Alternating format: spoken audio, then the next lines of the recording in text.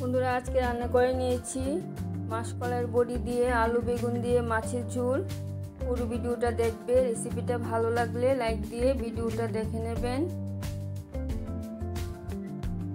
দুটো বেগুন আর দুটো আলু নিয়ে নিলাম। বেগুন আলুটা কেটে নেব। আর নিয়ে নিলাম কিছু মাসকলাইয়ের বড়ি।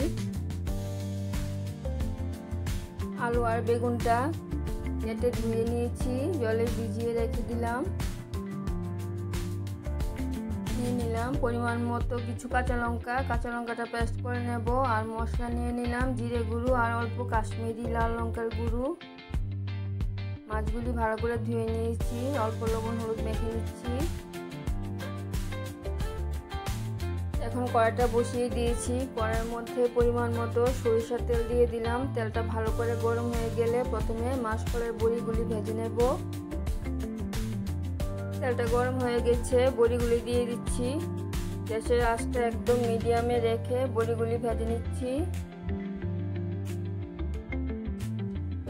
বড়িগুলি ভাজা হয়ে গেছে, নামিয়ে নেব।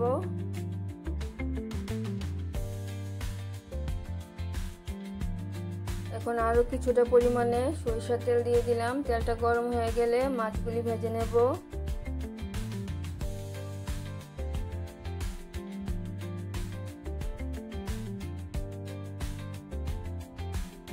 তেলটা গরম হয়ে গেছে, মাছের পিসগুলি দিয়ে দিচ্ছি।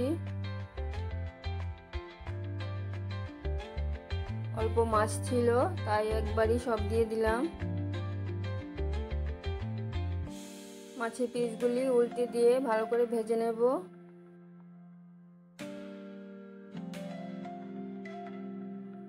মাছের পিসগুলি ভাজা হয়ে গেছে, নামিয়ে নেব। মাছ ভাজা তেলটার মধ্যে বেগুনটা ভেজে নেব।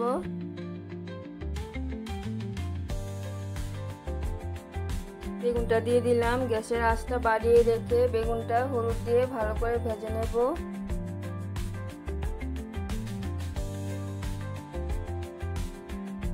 বেগুনের মধ্যে হলুদটা দিয়ে দিলাম।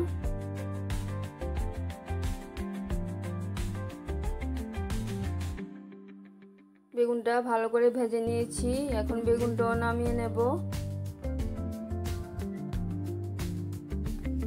আবারও কিছুটা পরিমাণে সরিষার তেল দিয়ে দিলাম। তেলটা ভালো করে গরম হয়ে গেলে ফোড়নে দিয়ে দেব কালো জিরে, মেথি আর তেজপাতা। তেলটা গরম হয়ে গেছে, ফোড়নগুলি দিয়ে দিচ্ছি। ফোড়নটা ভাজা হয়ে গেলে আলুটা দিয়ে দেব।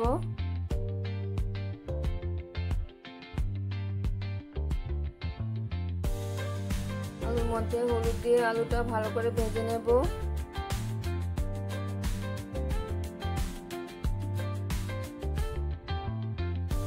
আলুর মধ্যে হলুদটাও দিয়ে দিলাম।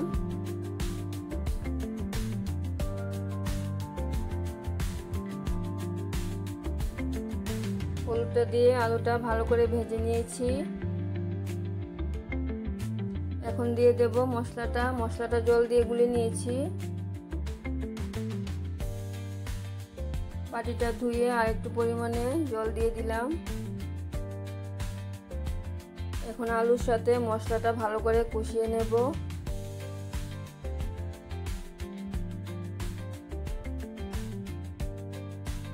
মশলাটা ভালো করে কষিয়ে নিয়েছি। এখন দিয়ে দেব কাঁচা লঙ্কার পেস্টটা।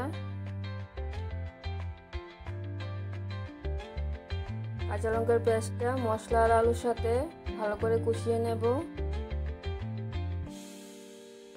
মিক্সিটা ধুয়ে আর একটু পরিমাণে জল দিয়ে দিলাম।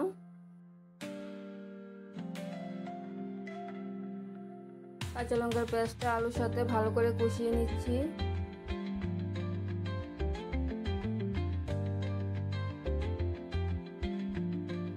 একদম ভালো করে কষিয়ে নিয়েছি।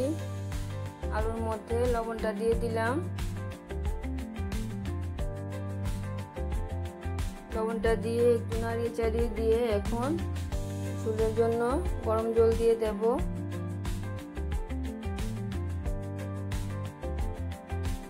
আমি ঝোল বেশি দিয়ে রান্না করে নিচ্ছি কারণ আমি মাসকলাইয়ের বড়ি দিচ্ছি। মাসকলাইয়ের বড়ি ঝোল টেনে নিই। আলুটা সিদ্ধ হয়ে গেলে বেগুনটা দিয়ে দেব। বেগুনগুলি দিয়ে দিলাম। ঝোলের মধ্যে লবণটাও দিয়ে দিলাম, কারণ বেগুনের মধ্যে লবণটা দেওয়া হয়নি।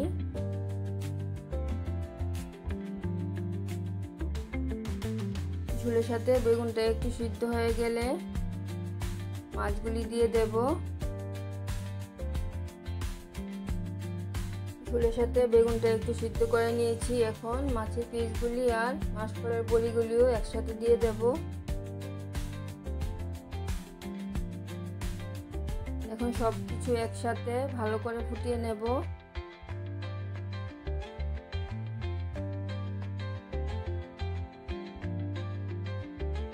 ভালো করে ফুটিয়ে নিয়েছি। মাছগুলি দেওয়ার পরে আরেকটু লবণ প্রয়োজন হলো, লবণটা দিয়ে দিলাম। মাসকলাইয়ের বড়ি দিয়ে আলু বেগুন দিয়ে মাছের রেসিপি অসাধারণ খেতে হয়, তোমরা বানিয়ে খেয়ে দেখবে।